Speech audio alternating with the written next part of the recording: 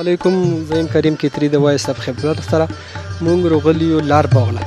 لار باغ کې مونږ یو د دغه ملګري نه پوښتنه کوو چې کله یو سیل والا لار باغ له ورسیږي نو هغه له څه کول پکار دی چې یاره مخکې تېر شي بار باغ له یا دلته داسې د سیل ځایونه یا داسې تاریخي ځایونه شته؟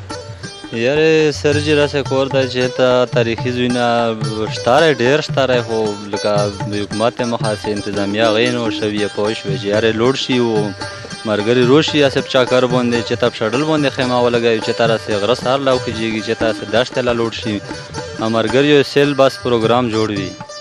دلته چې کوم دوکانداران دي تاسو کې دوکانداران شته دلته تاسو سیل دپاره چې کوم دي خیمې یا هوټلې شته چې سړی سیل له راشي دلته بیا شپه وکړي یا هغه تېر کړي خوراک وکړي؟ یاره سر جي شته دی، بلکل دلته هوټلین شته دی، دوکانونه شته دی، غټ بازار دی چې ښه چلېږي، شپه ورځ چلېږي.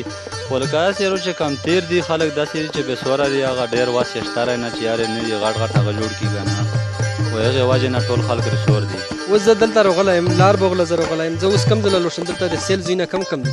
یاره سر جي دلته د سیل ځایونه شته دی، داسې کلاوچ شولو، همداسې ارهنګه شوله، همداسې د موږ ته سترغر یو دغه لا شولو، همداسې ښکلي ښکلي ځایونه شته دی. ارهنګ له څومره منټ مزل دی؟ د ګوډې مزل دی یا پیدل مزل دی یا څو منټه مزل دی؟ یاره سر جي پیدل باندې ډېر دی او په ګوډې باندې بیا لنډ دی، لا 20 منټه مزل دی.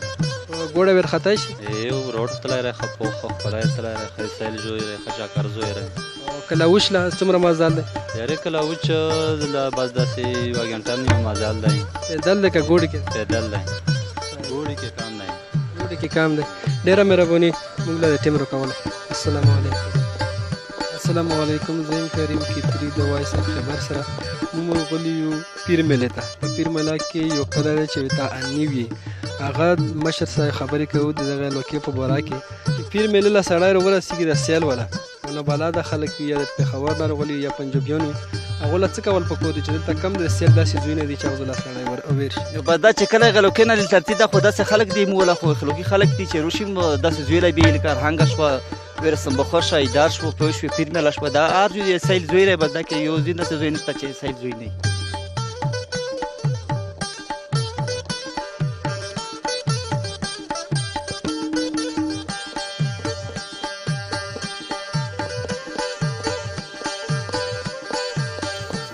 دا و د دغه علاقې انفارمیشن چې موږ تاسو سره شیر کوو. په بل پروګرام پرې کریم کتري وایس خبر ته اجازه ورکوئ. د لوی الله په امان.